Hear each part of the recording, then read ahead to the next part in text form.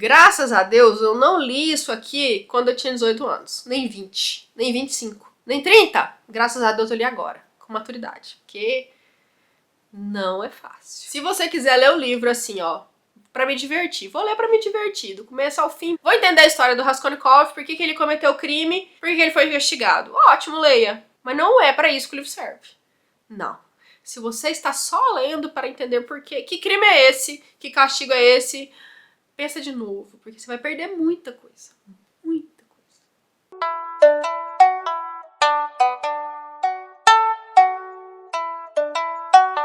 Oi, meu nome é Denise e bem-vindo ao canal. Hoje eu vou falar do livro Crime e Castigo, do Fyodor Dostoiévski. A tradução que eu li de Crime e Castigo foi da Nina Guerra e do Felipe Guerra. Eu ouvi falar que é a melhor tradução do russo para o português. É português de Portugal, mas a gente consegue compreender muito bem, muito parecido com o português aqui do Brasil, então eu indico essa tradução. Crime e Castigo conta a história do Raskolnikov, que é um cara que cometeu um crime e vai sofrer um castigo. Parece muito simples, mas não é. É um livro muito complexo, muito profundo, é um clássico, não é à toa. Ele cumpre todas as funções da literatura. Ele entretém, ele diverte, ele ensina, ele é belo, ele possibilita a catarse de vários sentimentos. Então eu acho que por isso que ele é um clássico da literatura, é um livro que você tem que ler, porque é um livro muito interessante. Raskolnikov é um jovem que veio do interior para estudar na capital da Rússia, em Petersburgo. E ele deixou no interior a mãe e a irmã, que trabalham para mandar algum dinheiro para ele estudar na capital. Ele também fazia alguns trabalhos ali, só que por algum motivo ele não estava conseguindo encontrar mais trabalho. E eu acho até que eu sei por quê. Mas enfim, ele não estava conseguindo complementar essa renda para pagar a faculdade, então ele para de fazer a faculdade e fica ali completamente sem o que fazer, fica completamente no ócio. E numa situação de extrema miséria, de extrema pobreza. A pobreza chega, a gente sente a pobreza, a miséria dos personagens no livro. Ele vive num quartinho pequenininho, que tem basicamente um sofá, que ele usa de cama, e ele fica o tempo todo nesse sofá, remoendo e repassando problemas que ele teria e coisas que ele poderia fazer. Porque ele é um jovem muito inteligente, ele é um jovem, racionalmente, muito bem provido, mas ele tem uma cisão, ele é um jovem muito quebrado. Ao mesmo tempo que ele consegue pensar em atos de bondade, consegue ter valores muito elevados, valores morais muito elevados, ele também se divide em achar que talvez esses valores elevados não sirvam de nada e que ele deveria mesmo era pensar nele, porque ele na verdade é um grande egoísta e vaidoso, e que tudo que ele faz para os outros não tem muito valor na vida prática. E essa polaridade que acontece na cabeça dele, desse pensamento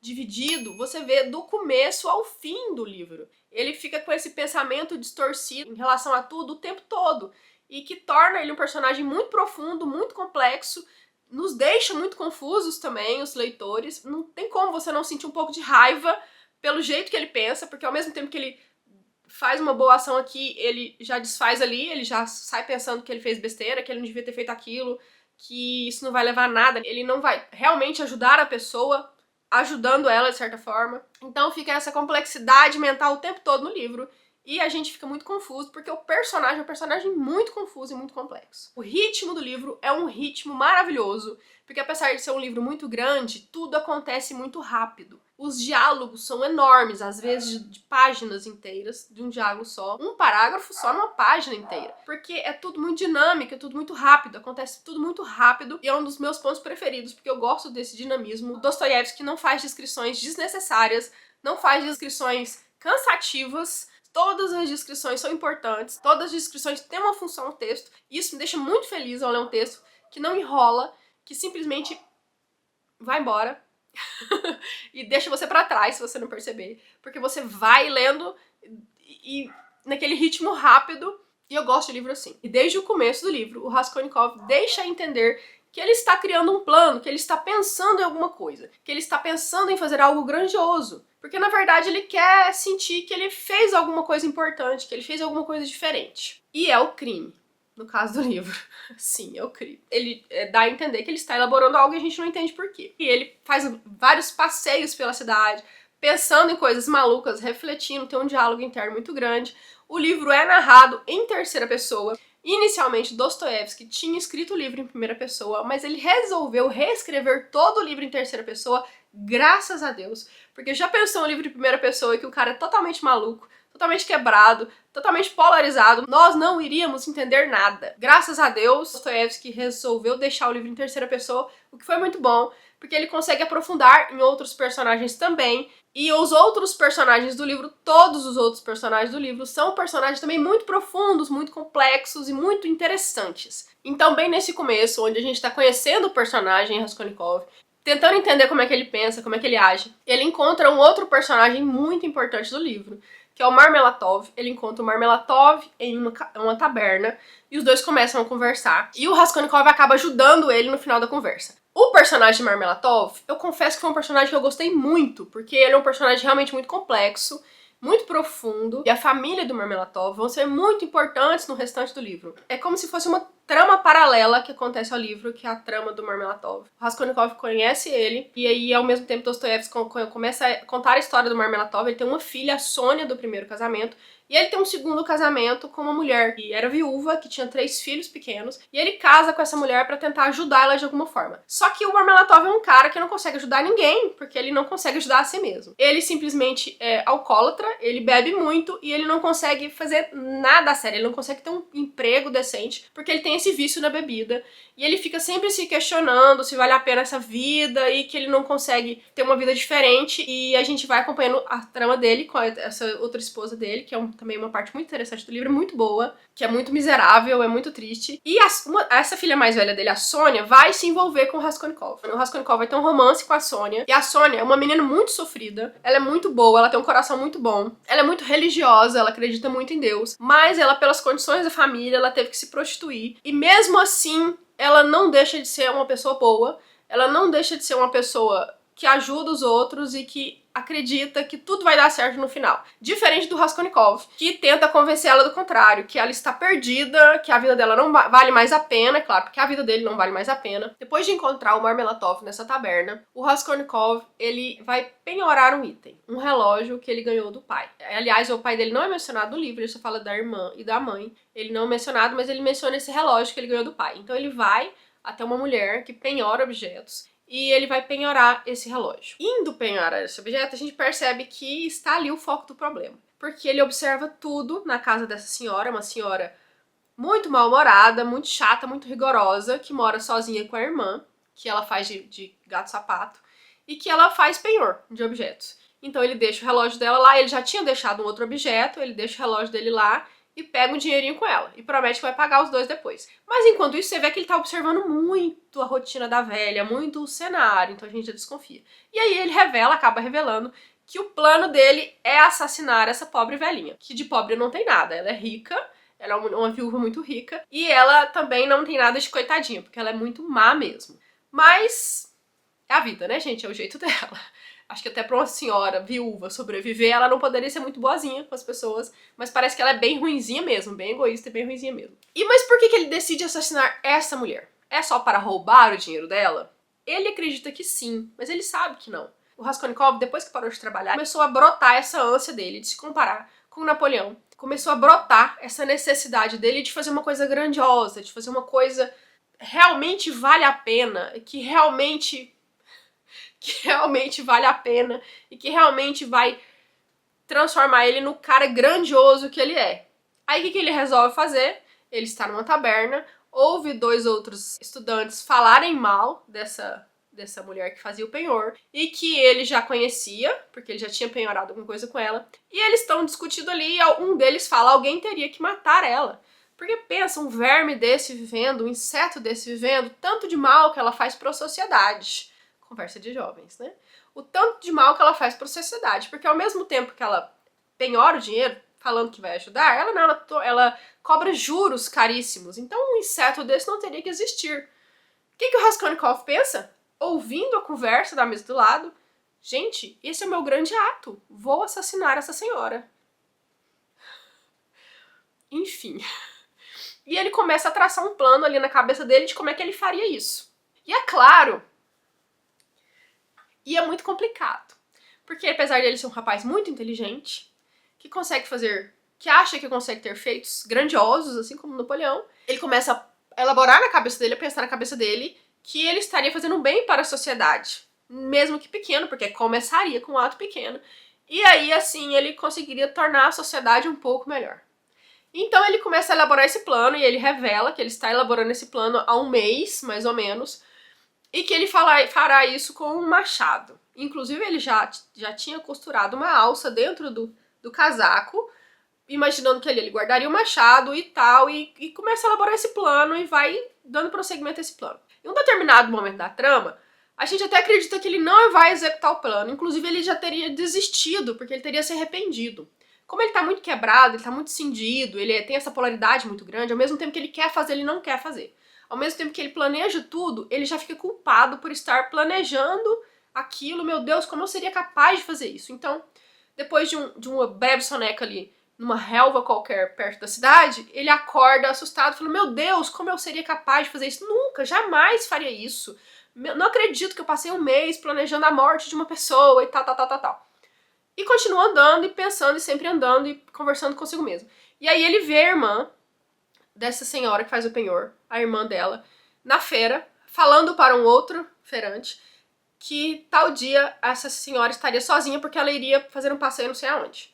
E aí, como que automaticamente, como ele estivesse predestinado para aquilo, ele já vai imediatamente para casa e para cometer o crime, porque ali seria a deixa, seria o momento que ela estaria sozinha. Ou seja, ao mesmo tempo que ele tinha decidido que não faria, ele já muda de ideia e vai executar o crime. Então, assim, é uma coisa muito rápida, acontece de forma muito rápida, no final das contas, apesar dele ter planejado por um longo tempo, e acontece muito rápido, e é um ato muito afobado, uma série de coisas vão dando errado, mas mesmo assim ele consegue chegar na casa dessa senhora, ele consegue ser atendido por ela, e ele então comete o crime, tenta roubar alguma coisa dela e não consegue, pega algumas coisinhas ali, mas o baú que teria o dinheiro ele não consegue pegar no final das contas, e quando ele está para sair, a irmã chega, e ele é pego no flagra. E o que ele faz? Assassina a irmã dela também. Ou seja, não era pra ter acontecido e ali já tem duas pessoas mortas e ele com algumas coisas no bolso. Quando ele vai tentar fugir, tem dois homens chegando na casa dessa senhora pra fazer o penhor e quase pegam ele no flagra, mas ele consegue fugir. Enfim, ele consegue fugir. E aí os dois homens já encontram a mulher e aquele crime já vai pra polícia e todo mundo fica sabendo, fica muito famoso e já começam a procurar o assassino. Enquanto isso, ele foge e esconde os objetos, muito confuso, muito quebrado, muito polarizado, extremamente transtornado. Aí o que já estava complicado pra gente entender da mentalidade do Raskolnikov piora um pouco e ele consegue esconder esses objetos e ir pra casa. E aí começa um processo de adoecimento mental, o que piora muito a situação dele, porque ele tá ali naquele quarto miserável e ele fica extremamente paranoico, achando que a qualquer momento a polícia vai chegar na casa dele. Ele começa um processo de febre e alucinações e um sono com pesadelos, com sonhos complexos. E ele fica vários dias ali adoecido por essa culpa, por esse desespero, essa alucinação de que a qualquer momento ele vai ser pego. Então ele confere várias vezes se ele deixou alguma pista, se tem algum sangue, se os objetos que ele escondeu estão bem escondidos, e se tivesse uma batida da polícia, se alguém conseguiria identificar ele ali, se alguém reconheceu ele. Então ele começa a ficar simplesmente paranoico em relação a ser pego ou não. Porque na verdade é uma culpa interna, né? E ele começa a se questionar, mas afinal de contas, pra que eu cometi esse crime? O que eu fiz? O que eu ganhei? E ele, como ele escondeu os objetos, nem oferir lucro eu oferi porque eu não vou poder gastar esse dinheiro e nem gastaria. Então começa aquela confusão mental geral. Ele adoece. E um amigo dele, o Razumikin, que é simplesmente o oposto dele, que é um cara totalmente centrado, que é um cara totalmente otimista. Sempre que o Razumikin aparece no livro, é um alívio para nós leitores, porque ele tem uma aura muito boa, ele é alto astral, ele sempre ajuda, ele tá disposto a ajudar, então ele ajuda muito o Raskolnikov, ele cuida dele nesse momento que ele está doente e acaba sendo um álibi, porque quem desconfiava dele ter cometido o crime fica sabendo que ele estava doente na ocasião, mas na verdade ele adoeceu logo depois de assassinar a velha, então fica sendo um álibi, não poderia ter feito nada, ele estava doente. Mas e aí, como é que chegaram nele? Gente, simplesmente ele fica se denunciando o tempo todo no livro. Ele fica todo arrependido. Então ele vai confessar na polícia e acaba perguntando ao delegado. Ele deixa entender que ele quer ser pego o tempo todo. E fica essa corrida de gato e rato entre o investigador e ele, porque ao mesmo tempo que a gente acha que ele vai se entregar, não, ele muda de ideia e ele quer fugir. E aí o investigador começa a fazer um jogo com ele, de agora ele vai se denunciar. E no fundo, a gente percebe no final que o investigador sabia que era ele o tempo todo. O delegado sabia que ele era o tempo todo e que estava só deixando ele se integrar porque ele sabia que ele ia se entregar. Nesse processo de arrependimento, que ele está doente, que o Razumikin resolve cuidar dele, a irmã dele e a mãe resolvem vir para Petersburgo porque ela se casaria com um homem para ter uma certa tranquilidade financeira. E ela vem para a capital e elas encontram ele doente. Mas aí ele se recupera, mas ele fica nesse vai e vem de estou lúcido, estou paranoico o tempo todo no livro. Então começam a correr em paralelo as tramas. A trama da vida do Marmelatov, com a filha Sônia, e com a outra esposa dele com os filhinhos. Marmelatov sofre um acidente e falece, inclusive tem até um velório do Marmelatov no meio do livro. E que é uma cena muito emocionante daquela mulher, a mulher dele, que ele deixou viúva, muito desesperada e desamparada com esses 3 filhinhos e só a Sônia ajudando ela com esse trabalho não digno dela. Então, é uma trama que corre em paralelo. Outra trama em paralelo é da Dunya, da irmã do Raskolnikov, com a mãe do Raskolnikov.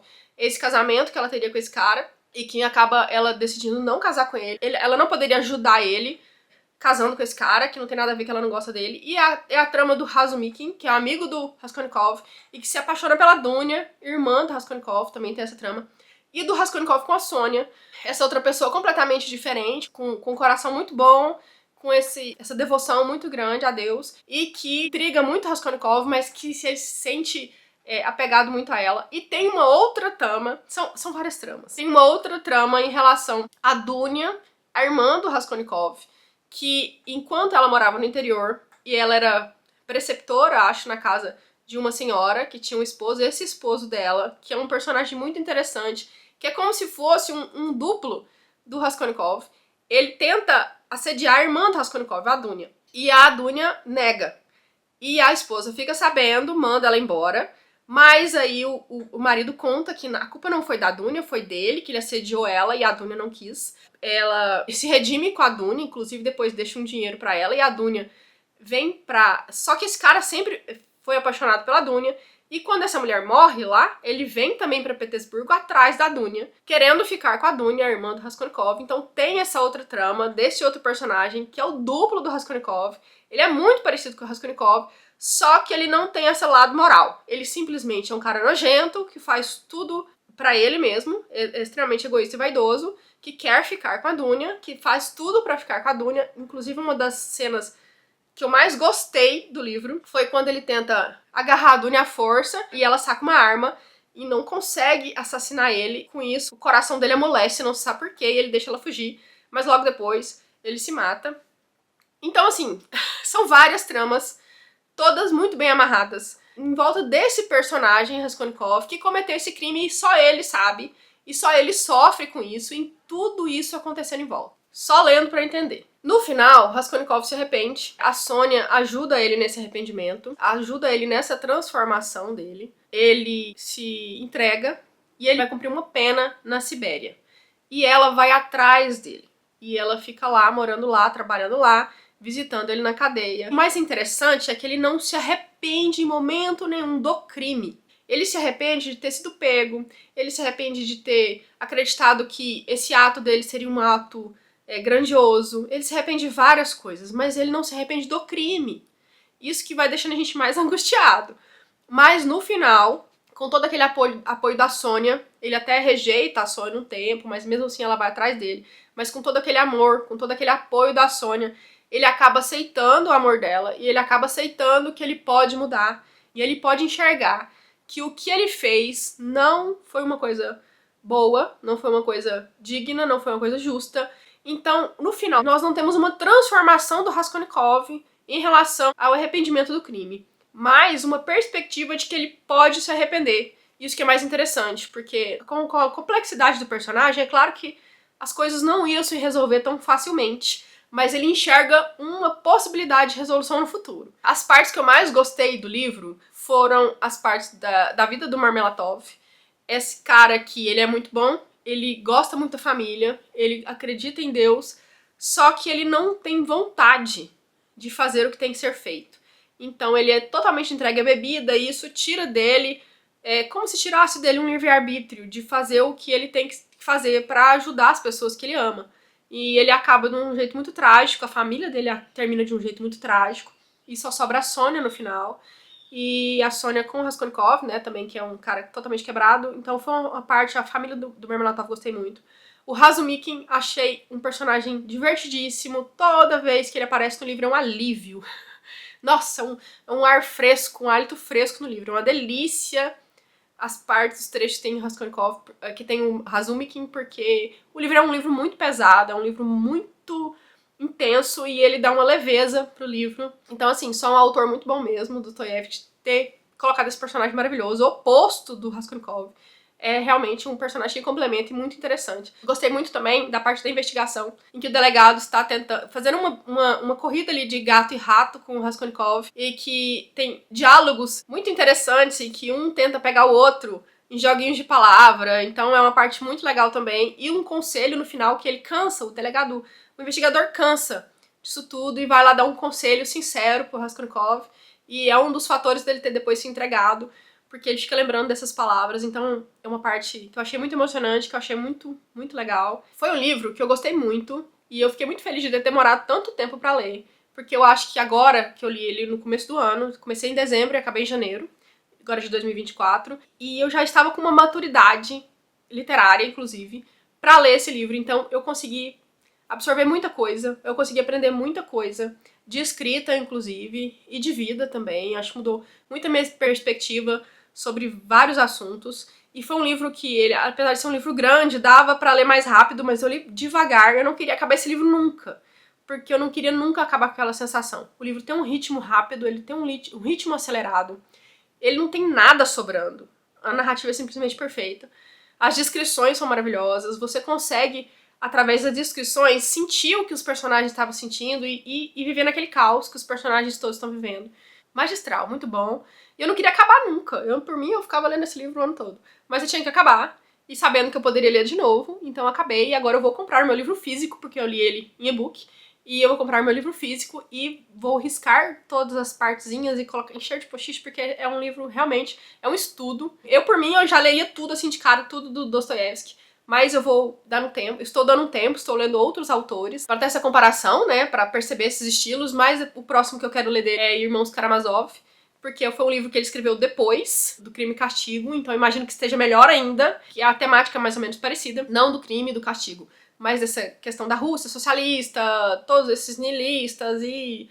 enfim, temas muito bons. Se você não leu Crime e Castigo, eu recomendo, assim, profundamente, do fundo do meu coração, que você leia. É um livro indispensável na sua estante, é um livro indispensável na sua vida, vai te fazer ter outras perspectivas a respeito de simplesmente tudo que a gente entende por bem, por mal, só tem a acrescentar. É um livro maravilhoso, muito bem escrito, não é à toa que é um clássico. Se você já leu, me conta aqui, vamos discutir o que você mais gostou desse livro, vamos trocar figurinha pra sempre desse livro.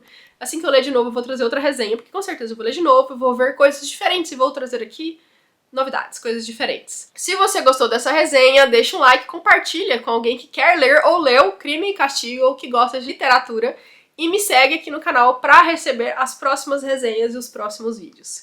Valeu, tchau, tchau!